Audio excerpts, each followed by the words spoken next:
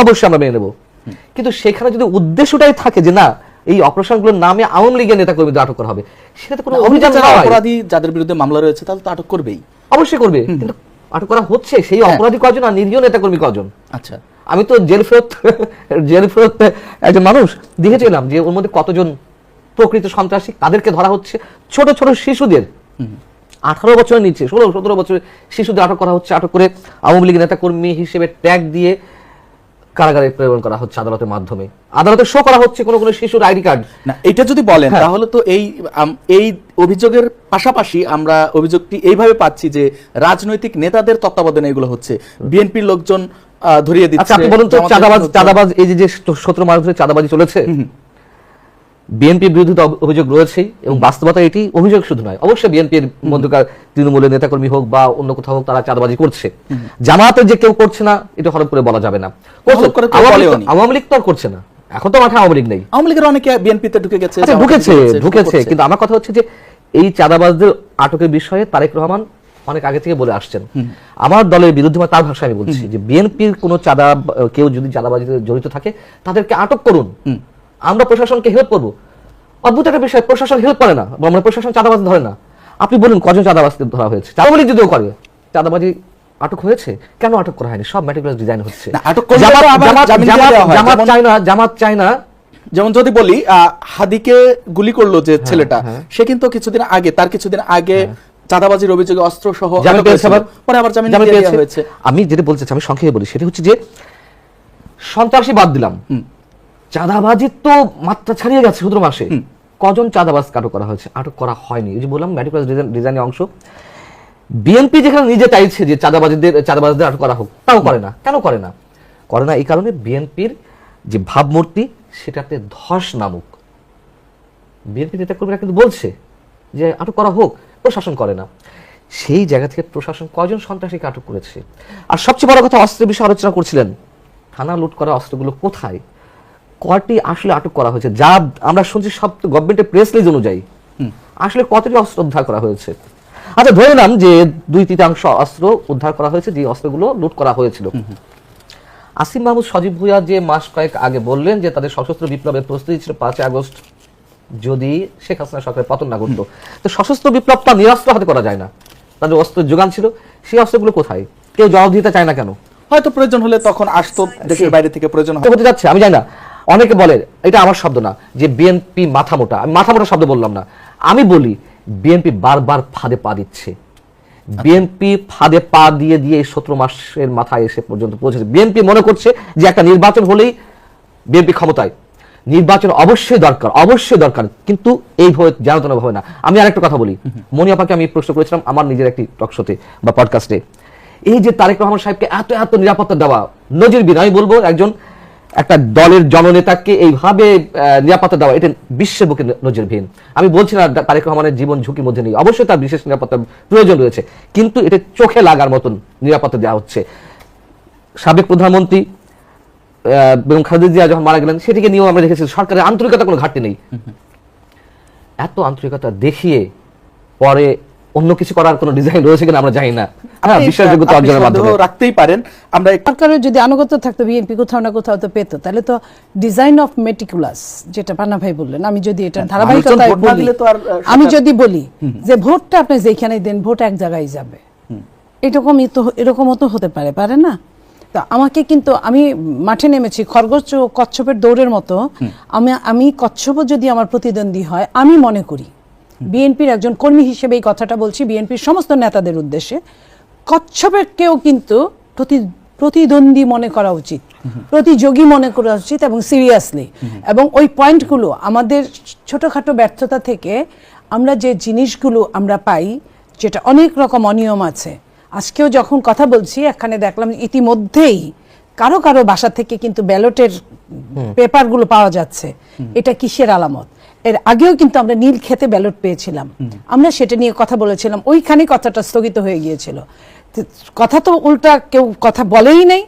যারা আমরা যে 2-1 জন কথা বলছিলাম, আমাদের 70s জেনারেশন উদ্ধার হয়েছে। আপনি কি ইন্ডিকেট করতে চান? আমি অবশ্যই এটাকে ভীষণ ভীষণভাবে অ্যালার্মিং হিসেবে মনে করছি যে এখান থেকে অ্যালার্ট হওয়ার বিকল্প কিছু হতে পারে না। কিন্তু আমি তো এখানে আরো আশান্বিত হই যে সরকার এত কঠোর যে গোপন ব্যালট যেখানে আছে সেখান থেকে উদ্ধার করে নিয়ে আসছে। বলে না 10 দিন চোরের একদিন সাধুর, তার মানে একটা বাসা মানে কিন্তু একটা জায়গা থেকেই এটা ঘটনাটা ঘটছে না, একটা সিমটম পাওয়া গেছে। আমি আপনাকে যদি আরো প্রুফ দেখাই, 2008-এর নির্বাচন, যেদিন নির্বাচন ছিল সম্ভবত ডিসেম্বরে নির্বাচন ছিল, নির্বাচনের ঠিক একদিন আগে বিএনপির দেশনেত্রী বেগম খালেদা জিয়ার অফিসের সামনে 2টা ব্যালট বাক্স পাওয়া গেছে, যেটা ফুল ব্যালটে বাক্সের মধ্যে নৌকার ভোট ছিল। সেইখানে সেটা নিয়ে অনেক কথা হয়েছে, তার মানে এটাও কিন্তু একটা সিমটম ছিল। আর কোথাও না, বিএনপি অফিসের সামনে 2টা বাক্স পাওয়া গেল, সেখানে নৌকার সিল ছিল। তাহলে সেই সিল সহ ভরা পরের দিন যে ডিজাইনটা চালু হয়েছে সেটাও কিন্তু মেটিকুলাস ডিজাইন, সেটা স্থূল মেটিকুলাস ডিজাইন ছিল। আর এখনকার যে ডিজাইন, এটা হলো কি এআই এর যুগ, ডিজাইনটাও এআই এর মতোই হচ্ছে। সেই জায়গায় আমি মনে করি সাধারণ আমার মতো মেধা, আমি সবচেয়ে কম মেধার মানুষ মনে করি এইসব মেধা দিয়ে নির্বাচনে দাঁড়ানো এগুলো ঠিক না। মেধাবী হতে হবে, নইলে মেধাবী আইনে ব্যবহার করতে হবে। বিএনপিকে এই জায়গায় আপনি কততম স্থানে রাখবেন? আমি বিএনপিকে এই জায়গায় আমি স্থান দিতে চাই না, পারি না। আমি চেষ্টা করি, খুব চেষ্টা করি, আমার ভালো লাগতো যদি দিতে পারতাম। জি, ধন্যবাদ আপনাকে। মনজুরুল আলম পান্না, আপনার দেওয়া একটি ফেসবুক পোস্টকে আমি উল্লেখ করতে চাই। আপনি লিখেছেন যে 12 ফেব্রুয়ারি সামনে রেখে টুপি বিক্রি বেড়ে গেছে। আপনি স্যাটায়ার করে লিখেছেন, কিন্তু এটারই একটা অর্থ তো আছেই। আমরা দেখি নির্বাচন সামনে করে যে প্রার্থীদের মধ্যে যে ধর্মানু প্রকাশ হয়ে ওঠা, এটাকে আপনি এইভাবে লিখছেন কেন? যে কোনো জঘন্য জিনিস তো, আপনি ধর্মকে যে কোনো কাজে ব্যবহার করা, মিসইউজ করা, আমি তো ব্যবহার বলবো না, এটা মিসইউজ করা। ধর্ম একান্ত আমার ব্যক্তিগত বিষয়। তার মানে আমি বলছি না আমি নামাজ পড়ি কিন্তু বাইরে টুপি পরা যাবে না, পাঞ্জাবি পরা যাবে না, বা মনি আপা নামাজ পড়েন তিনি বাইরে মাথায় ঘোমটা দিতে পারবেন না, আমি সেটা বলছি না। আমি বলছি যেটি বিশেষ উদ্দেশ্যে যদি এটি করা হয় তাহলে তো অবশ্যই সেটি প্রশ্নবিদ্ধ। আমি নামাজ পড়ি, আমি বাইরে টুপি পড়ছি না, কিন্তু আমি হঠাৎ করে টুপি পড়া শুরু করলাম, আমি তো নাম দাগিয়ে বলতে পারবো কারা কারা টুপি পড়া শুরু করেছেন। গত 1 সপ্তাহ 2 সপ্তাহ আগেও এদের মাথায় টুপি কেন, স্যুট টাইপ প্যান্ট পরে চলেছে। সময় লাগে, হেদায়েত পেতে কি সময় লাগে, মন ঘুরতে সময় লাগে না, হেদায়েত পেতে সময় লাগে না, তবে নির্বাচন এলেই লেবাস চেঞ্জ হতে সময় লাগে না। আচ্ছা, ঠিক আছে। এখন বিষয় হচ্ছে যে এগুলো আমরা কোনো কোনো দলের প্রধান নেতা বা নেত্রী থেকে শুরু করে এই চর্চা আমরা এখনো পর্যন্ত দেখছি, যেটা জঘন্য মানুষের ধর্মানুভূতিকে আঘাত করে, ধর্মের লেবাস ধারণ করে যদি নেতা সাজার চেষ্টা করা হয়, এর চেয়ে জঘন্য জিনিস আর নাই। এবং এই বিষয়ে আমি এই প্রশ্নটা নিয়ে একটু মনি আপাকে শুনে আসি, তারপর আপনার কাছে আসবো। মনি আপা, এই যে ধর্মকে ব্যবহার করা, এটাকে যদি বলি, স্বাভাবিকভাবে একটি উদাহরণ সামনে চলে আসে এই গুগল সার্চ দিলেও। কয়েকদিন আগে আপনাদের বিএনপির যে সালাউদ্দিন আহমেদ, উনি একটি ইমাম সমাবেশে গিয়ে বলেছিলেন যে তারেক রহমান হচ্ছেন বাংলাদেশের প্রধান ইমাম, হ্যাঁ, জাতীয় ইমাম। এটা আসলে কিন্তু এটা খুব দুঃখজনক, এটা ভীষণ দুঃখজনক যে যিনি বলেছেন উনিও শিক্ষিত লোক, যাদের উদ্দেশ্যে বলেছেন ওনারাও শিক্ষিত। আপনি যে কথাটা তুললেন আপনিও শিক্ষিত। ইমাম অর্থ হচ্ছে নেতা। নেতা হিসেবে সালাউদ্দিন সাহেব, আমি আরবিতে অনেক কিছুই কিন্তু আমরা ইংরেজিতে বলি, লাইক এই টেবিলটা কিন্তু বাংলা শব্দ না, চেয়ারটা কিন্তু বাংলা শব্দ না, এই কাপটা কিন্তু বাংলা শব্দ না, মগ বাংলা শব্দ। সো এই জায়গাগুলোতে আরবি শব্দও অনেক কিছু এই দেশে চালু আছে, সেইখানে উনি একটা শাব্দিক অর্থ বুঝাইছে যে তারেক রহমান তো এই দেশের নেতা। কথা যদি বলি, কিছু শব্দ আমাদের এই সংস্কৃতি শব্দের সঙ্গে বিদেশি অনেক শব্দ ব্যবহার হতে হতে আমাদের স্থান নিয়ে নিয়েছে। যেমন আপনি কেদারা বললে অধিকাংশ মানুষ চিনবে না, চেয়ার বললেই চিনবে। সেক্ষেত্রে ইমাম বললে কি শোনায়, কি বোঝায়, এখানে আমি আপনাকে একটা কথা বলি, শোনেন। সালাউদ্দিন ভাইয়ের বক্তৃতাগুলো যদি আপনি ফলো করেন, দেখেন উনি কিন্তু খুব চিকন ভাবে একটু দুষ্টামি করেন, এটা করতেই পারে জাতির সাথে। উনি জাস্ট ওই শব্দটা, এটা একদিন দুই দিন বলতে না, একদিন দুই দিন বলতে বলতে এটা চালু হয়ে যায়। ইমামকে এতদিন শুধুমাত্র ইমাম বলতে কেউ অর্থ বুঝে না, ইমাম মানে নামাজ পড়ায় এটাই বুঝে। ইমাম শুধু নামাজ পড়ান না, ইমাম কিন্তু নেতা আরবিতে। তো সেইখানে উনি এটাকে চালু করার জন্য এটাকে ওই ব্যবহারটা করেছেন। আপনাকে কোন শব্দটা ব্যবহার, একটা শব্দ যদি এই যে কেটে কেটে যারা ফটো কার্ড বানায়, এরকম আপনি যদি বলেন আমার বলার কিছু থাকবে না, কিন্তু একটা কিছু বলার আগে এনভায়রনমেন্টটা ভীষণ দরকার। উনি কোন এনভায়রনমেন্টে কথা বলেছেন, তার আগের লাইন তার পরের লাইন আপনি যোগ দেন। আমি আপনাকে আমি বলি, আপনারা সাংবাদিক, সমস্যাটা এই জায়গায়। আমি 2টা সাংবাদিক নিয়ে বসছি। আপনার মনে আছে যে স্বরাষ্ট্রমন্ত্রী থাকা অবস্থায় আলতাফ চৌধুরী সাহেব, তার কত একটা মাত্র ছেলে, একটা মেয়ে, ছেলেটা পানিতে ডুবে মারা গেছে। যখন একজন ব্যক্তি তার সন্তান মারা যাওয়ার কথা বললেন, উনি তাকে সান্ত্বনা দেওয়ার জন্য বললেন যে দেখেন আল্লাহ কত আমার সন্তানটাও মারা গেছে, এই গত সপ্তাহে মারা গেছে আমার সন্তানটা পানিতে ডুবে। আল্লাহর মাল আল্লাহ নিলে, আমাদের কিছু করার নাই, আল্লাহর মাল আল্লাহ নিয়ে গেছে। এই দুইটা লাইন যোগ করে যদি সেদিন সাংবাদিকরা বলতো, কিছুই হতো না। সাংবাদিকরা তাদের যেটুকু দরকার সেটুকু নিল। সাংবাদিকতা কিন্তু একদিনে এতটা উচ্ছনে যায় নাই। এই উচ্ছনে যাওয়ার আগে কিন্তু এই যে ফটোকার্ডগুলো, তখন নাম ফটোকার্ড ছিল না, ওই জায়গাটায় আমি এই জায়গাটাই বলছি যে আপনি যদি শুধু ইমামটা বলেন তাহলে আপনি যা ইচ্ছা তাই বলতে পারেন, কিন্তু ইমামের আগের লাইন এবং ইমামের পরের লাইনটা আপনি যোগ দেন, তাহলে আপনি বুঝবেন যে আপনারা এখানে ইমাম সমাবেশে আপনারা আছেন, আমাদেরও আরেকজন ইমাম আছে, উনি আসছেন বা আসতেছেন। হ্যাঁ, এই কথাটা উনি বলছিলেন। কি কেউ নেতা ছিল? যাও, আমরা বুঝতে পেরেছি। আমার ওই বিষয়টা একবারে আপনি হয়তো সিরিয়াসলি নিয়েছেন। আমার সারাদিন সাহেব ওই অনেক মানুষ তার চেয়ে বড় ভয়ঙ্কর হচ্ছে যখন জান্নাতের টিকিট বিক্রি করা হয়, বেহেশতের টিকিট বিক্রি করা হয়। আপনাকেই বলছি, ইন্স্যুরেন্স করলে সিটিতে সুরক্ষা পাবেন নিশ্চিত। দাঁড়িপাল্লায় ভোট না দিলে ঈমান থাকবে না, একটা হিন্দুও জান্নাতে যাবে যদি দাঁড়িপাল্লায় ভোট দেয়। যখন এই ধরনের কথা আসে তার কাছে এইগুলো সম্ভবত কোনো ম্যাটার করে না, এইসব ধরনের শব্দ। আচ্ছা আচ্ছা, এটা ছোট আকারে আমরা বলতে পারি এই ব্যবহার। আপা, আরেকটি প্রশ্নে যেতে চাই। কয়েকদিন আগে ফরিদপুরে বোয়ালমারীতে এক আওয়ামী লীগ নেতা, বিএনপির বেগম খালেদা জিয়ার যে স্মরণ সভা হয়েছিল, ওখানে এসে বলেছেন যে মুজিব কোর্ট আয়রন করা আছে, এখন আওয়ামী লীগ নেই, আমরা ধানের শীষে ভোট দেবো, আবার আওয়ামী লীগ এলে আওয়ামী লীগে ফিরে যাব। দল চেঞ্জ করতে পারে, সেটা একটা সাধারণ ঘটনা, কিন্তু এইভাবে যারা আওয়ামী লীগে ফিরে যাবে এইটা প্রকাশ্যে বলে এসে বিএনপিতে মানে ধানের শীষে ভোট দিচ্ছে বা ধানের শীষের সঙ্গে মিলে কাজ করছে, স্বাভাবিকভাবে একটি প্রশ্ন সামনে আসে না? আমি বলি, এটা হচ্ছে রাজনৈতিক দেউলিয়াপানার সবচেয়ে নিম্ন স্তরের জায়গার কথা বললেন আপনি। সে যেই হোক না কেন, এটা চরম দেউলিয়াপানার যারা নিয়ে কাজ করে। আপনি যদি নিয়ে কাজ করার কথা বলেন, আমি আরেকটা শোতে এই কথাটা বলেছি, আপনি হাদির কথা মনে করেন। হাদি শহীদ হয়েছে কার গুলিতে? তার সাথে যে ছিল তার গুলিতে, আমরা যেটা দেখেছি, মানে মোটা দাগে। সেই ছেলেটা কে ছিল? মোটা দাগে আওয়ামী লীগ করা, আওয়ামী ঘরানার একজন ছিল। সে গুপ্ত টুপ্ত যেটাই আমি বলি না কেন, মোটা দাগের কথাটা আমি বলছি। তাহলে হাদি জেনে বুঝে এই কাজটা করেছে, নিয়েছিল। এরকম প্রত্যেকটা দলে, জামাত কয়টা মামলা করেছে সারা বাংলাদেশে আওয়ামী লীগের নামে? করে নাই। তারা কিন্তু ফু দিয়ে ঘুরে বেড়াচ্ছে এবং আওয়ামী লীগের বাড়িতে বাজার পাঠাচ্ছে।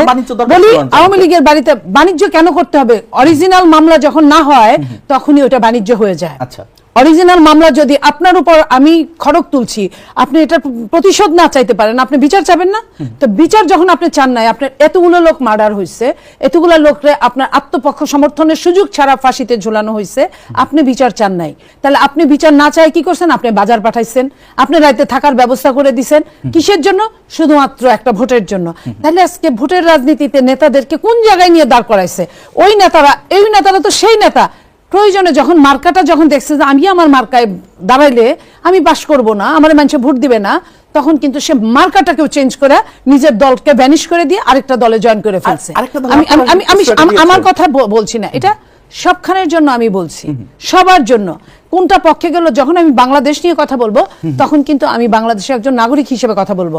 আমি মানুষের নৈতিক স্খলনটা কতটা নিচু পর্যায়ে চলে গেছে ওই জায়গাটার কথা বলছি। তো যারা শুধুমাত্র সস্তা দুটা ভোট পাওয়ার জন্য এই কাজগুলো করে, আপনি ধরেছেন বিএনপির ওইখানে ওই কথাটায়। বিএনপি বলেন আর জামাত বলেন আর এনসিপি বলেন, আওয়ামী লীগের একটা হিসেব আছে, আওয়ামী লীগ তার হিসেবের বাইরে ভোট দিবে না, এটা মনে রাখেন। তবে হ্যাঁ, কিছু ভোট, ওই যে আপনি বাজার পাঠাইছেন, ওই যে আপনি অ্যারেস্ট করায় দেন না, আপনার রাইতে ঘুমাইতে দিয়েছেন, আপনার হসপিটালে, আপনার অফিস রুমে, আপনার গুডাউনে, আপনার বাড়িতে, আপনার পুকুর পাড়ে, ডুবার নালায়, আপনি যে তাদের ঘুমানোর ব্যবস্থা করে দিয়েছেন, ওটার জন্য সে আপনাকে ওই টাইমটার জন্য ভোট দিতে পারে। ধন্যবাদ আপনাকে। আমরা একটু পান্না ভাই শুনি, আওয়ামী লীগে তাহলে শেষ পর্যন্ত কি বিএনপির ঘাড়েই ভর করলো, না ভাগ করে জামাতকেও কিছু দিবে আওয়ামী লীগ? শুনুন, এটা এখনো নিশ্চিত করে বলা যাচ্ছে না। নিশ্চিত করে বলা যাচ্ছে না যে আওয়ামী লীগের ভোটাররা ভোট দিতে যাবে কিনা যাবে। তবে এক ধরনের চ্যালেঞ্জ জামাত নিয়েছে বা সরকারের পক্ষ থেকে নেওয়া হয়েছে কিনা আমি জানি না, যে টার্গেট করা হবে কোন জায়গা থেকে ভোটার বের হচ্ছে না, কোন বাড়ি থেকে ভোটাররা মানে ভোট দিতে যাচ্ছে না। যদি এটি হয়ে থাকে এটা জঘন্য হবে। আর আওয়ামী লীগের ভোট কার পক্ষে যাবে আমি জানি না, তবে এটা সত্য কথা, আওয়ামী লীগের ভোটের উপরে অনেক কিছু নির্ভর করছে। তখন আওয়ামী লীগের ভোটাররা ভোট দিতে না গেলে একদিকে যেমন এটি কাস্টিং এর রেশিওতে অনেক কিছু আমাদের সামনে উঠে আসবে, আন্তর্জাতিক পরিমণ্ডলে এটি প্রশ্নবিদ্ধ হবে, মাত্র এত শতাংশ ভোটার এর উপস্থিতিতে ভোট হয়েছে, সেটির গ্রহণযোগ্যতা নিয়ে প্রশ্ন উঠবে। আবার যদি আওয়ামী লীগ ভোট কেন্দ্রে যায়, সেই ভোটগুলো কোথায় গিয়ে পড়ছে সেটিও কিন্তু একটা হিসেবের বিষয়। আচ্ছা শুনুন, আমি না সত্যি কথা বলি যে এই যে নির্বাচনটা হতে যাচ্ছে, ডক্টর ইউনূসের ভাষা ঐতিহাসিক নির্বাচন, ঐতিহাসিক নির্বাচন অবশ্যই বিভিন্ন দিক থেকে, মানে এত অগোছালো, আওয়ামী লীগ একতরফাভাবে নির্বাচন করেছে বিএনপিকে ছাড়া, তারপরে এত অগোছালো বিষয় আমরা দেখিনি কোথাও, যেমন অস্ত্র উদ্ধার, যেমন এই যে আপনার এই যে গণভোট, আবার ভোট, অস্ত্র জমা দেওয়া, অস্ত্র জমা দেওয়া। আচ্ছা গণভোট হচ্ছে, গণভোটের ব্যালট পেপার 1 মাস আগে পাঠানো হবে কেন আপনার জেলা প্রশাসকের ট্রেজারিতে? সাধারণ ভোটের ব্যালট পেপার যখন আগের রাত্রে পৌঁছানো হয়, সেখানে 1 মাস আগে গণভোটের ভোটার ব্যালট পেপার পাঠানো হচ্ছে। ফাজলামো শুরু হয়েছে, তামাশা শুরু হয়েছে, যাতে সিল মেরে আগেই ওই যে খালেদার অফিসের সামনে যেমন হয়েছিল খুব স্বাভাবিক ভরে রাখতে পারে। এখন গণভোটের পক্ষে তো সরকার নিজেই প্রচারণা চালাচ্ছে, তাহলে এইগুলো করার কি কারণ আছে?